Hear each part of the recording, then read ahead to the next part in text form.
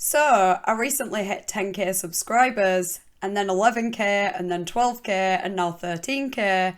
It's just crazy to me how it took me so many months to get to 1,000 subscribers, and now in the last month I've got about 5,000. I really can't thank you all enough for subscribing, watching my videos, liking, commenting, and recommending my channel to others. It really means a lot. An extra thank you to my patrons as well. I really appreciate you guys going out of your way to support the channel. Anyway, I wanted to do something a little bit different to celebrate, but it hasn't been that long since my last Q&A, and in between I have had the occasional request for movie and TV show recommendations, so I thought now might be a good time to do that.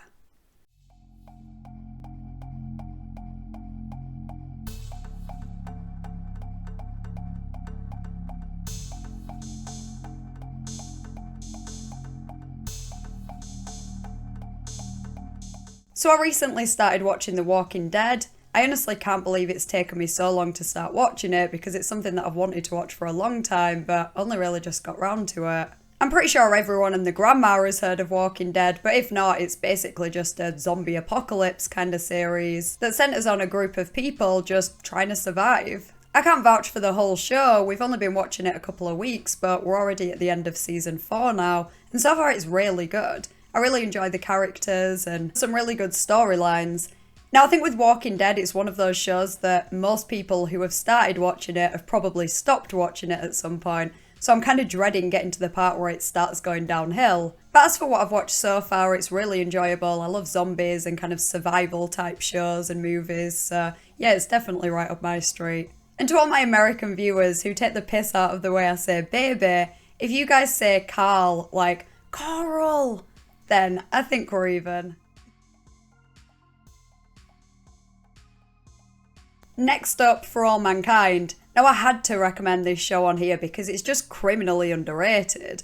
I think it's probably because it's Apple TV, like if it was Netflix I think it'd be a lot more popular, but no one even seems to have heard of it and it's a really good show. So it's set back in Cold War times during the space race, and the basic premise is what would happen if Russia got to the moon first. I don't think there's any way that I could describe this show and it actually sounds as good as it is. I'm really not usually into space or astronauts or anything like that, but this is definitely an exception. So it focuses on a bunch of astronauts, both male and female. The women were introduced because the president wanted to try and get a woman on the moon before Russia did. But you get really invested in the characters, and some parts, particularly in the second season, are really hard hitting. So if you're really into space and astronauts and the moon, I think it's something that you'll almost definitely enjoy.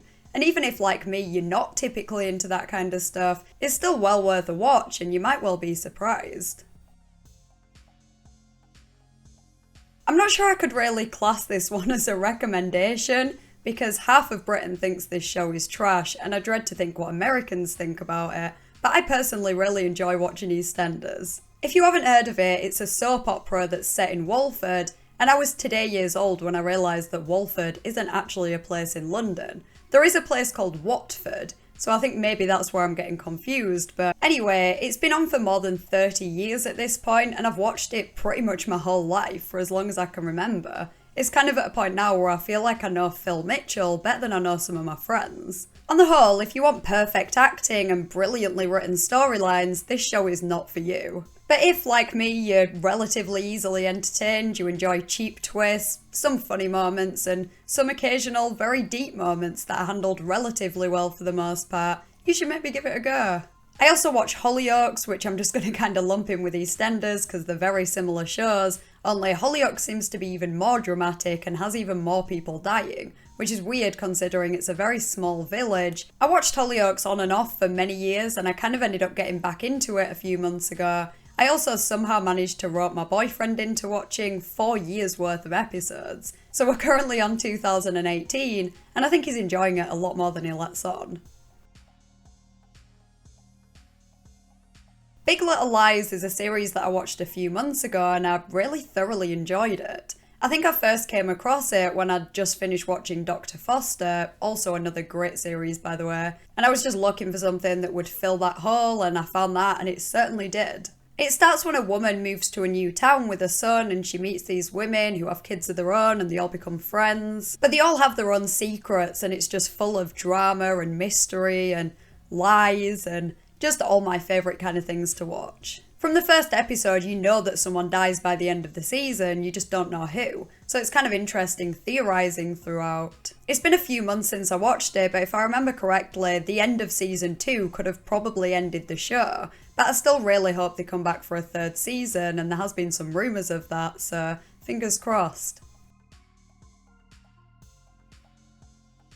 I've uploaded videos on cases that have featured in Unsolved Mysteries in the past. I watched the recent Netflix reboot, and then after that went back and started watching all the old episodes. I've still got hundreds probably still to watch. There is a lot of episodes to get through, and it's been a while since I have watched any because I've just sort of been watching other things in between. But both series are really good, they're just a slightly different format. So the older ones tend to have a few cases per episode, and obviously it's narrated by Robert Stack, whereas the Netflix reboot tends to just focus on one mystery per episode, and it doesn't have a narration, it tends to be more the family or people involved in the case that are describing what happened. Most of the mysteries are murders or missing persons cases, but Netflix seems to be doing one different one each season. So in the first season they had the alien episode, and then the second one they had the tsunami spirits one, and it's quite interesting to mix things up. Like, I'm not usually into ghosts and that kind of stuff. I'm not totally close-minded to it, but I don't actively believe in them, so I'm sort of less interested in that kind of stuff, but it's still interesting to see a little bit of variety. The old series seems even more varied, like there's quite a few different types of crime, there's some burglaries, there's some bombings, that kind of stuff. And there's also some lighter ones, just like genealogy cases, or where someone's been left a lot of money and they're trying to trace down someone's relative to give them that money. Obviously the Robert Stack episodes are pretty old at this point, and you can definitely tell while you're watching it, but they're still really good. And something that's extra interesting watching the older ones is that a lot of the cases have since been solved, so you can watch it and make your own theory and then look it up and see if you were right. The Boys is another show like For All Mankind for me, that it's about something that I wouldn't normally go out of my way to watch, but it's still really good nonetheless. It's about superheroes, and my boyfriend got me to watch all of the Marvel movies and most of the series as well so far, and they were a lot better than I thought they'd be, but it's just not really my kind of genre, so it's not something that I can't contain my excitement when it's coming out. But The Boys is much more mature than Marvel and a lot more realistic in many ways as well. It's kind of like, what would life actually be like if we had superheroes? It's interesting to see how it affected all the characters differently. For example, Homelander is kind of like a Superman type character, only he's a really awful person. The fame and the power have clearly gone to his head, and he does some really messed up things. It also looks at the commercialisation of having a group of superheroes, which would definitely be a thing in real life. But they all have their own personas, and it just seems more about looking good and more about their image than actually doing the right thing. You can check it out on Amazon Prime, there's 2 seasons out now and a 3rd season's due out this year.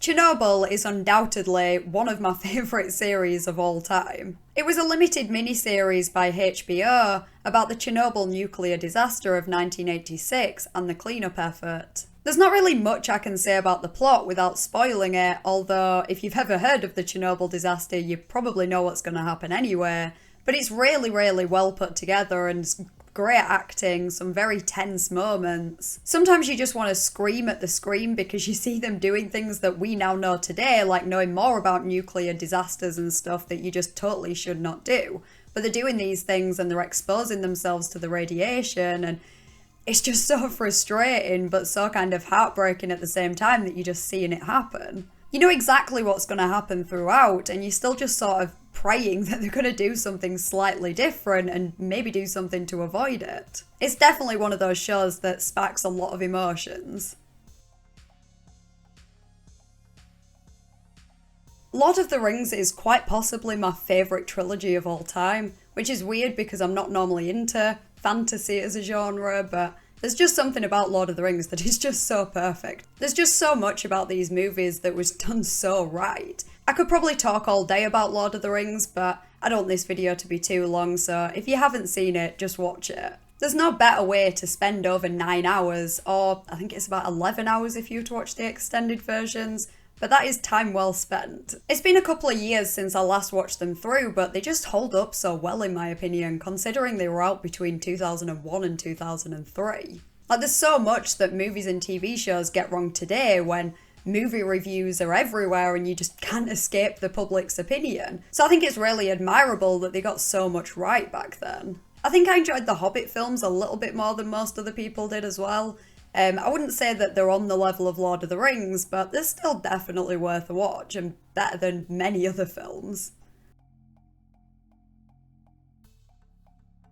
So now on to the less serious recommendations. The first one is It's Always Sunny in Philadelphia. I've never watched Friends, but I've heard this show compared to Friends, only if the group of friends were just really awful people. It centres around a group of 4 people, plus Danny DeVito from season 2, who all run a bar and they just get into various adventures and do crazy stuff. Every episode has a different storyline, but there's still kind of ongoing storylines at the same time, and the evolution of some of the characters is just bizarre, like Rickety Cricket. If you're easily offended, I'd probably recommend against watching it, because it does take the piss out of pretty much every kind of person at some point, and there are some pretty dark comedic moments. But if you can get over that, or if you like that kind of humour, I'd really recommend it. It's probably my favourite comedy show.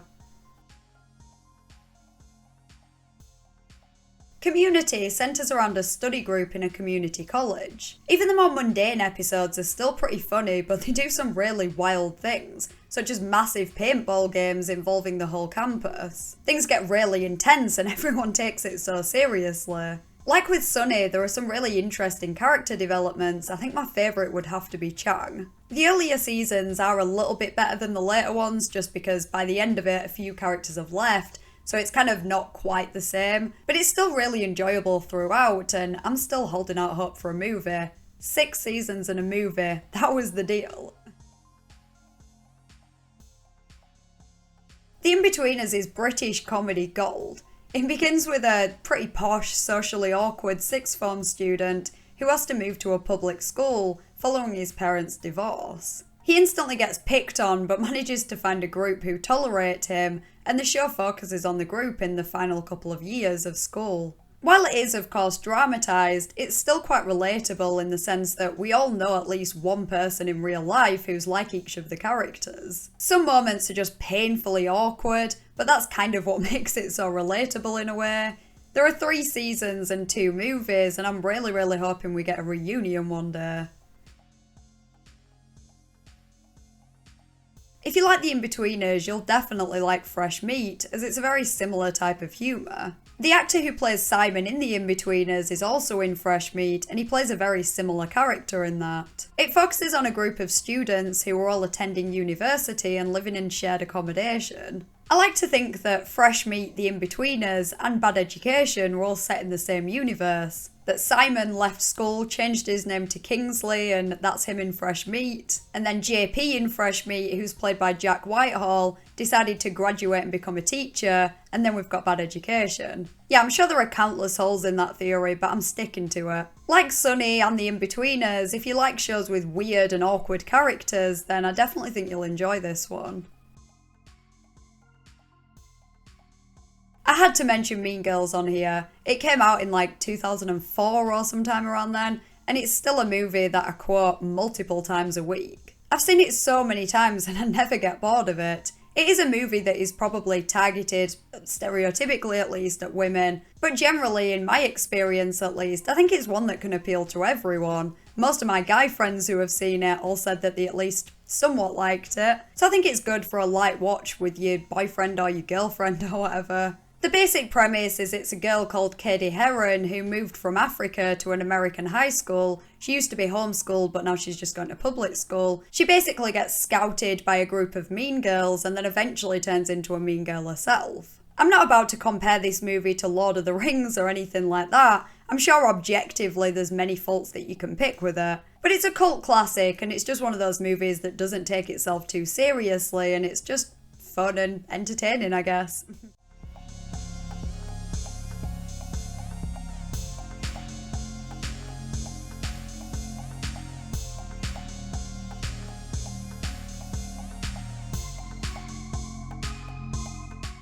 So they were my movie and TV show recommendations. I'm sure I've forgotten plenty, but maybe I'll do another at some point in the future.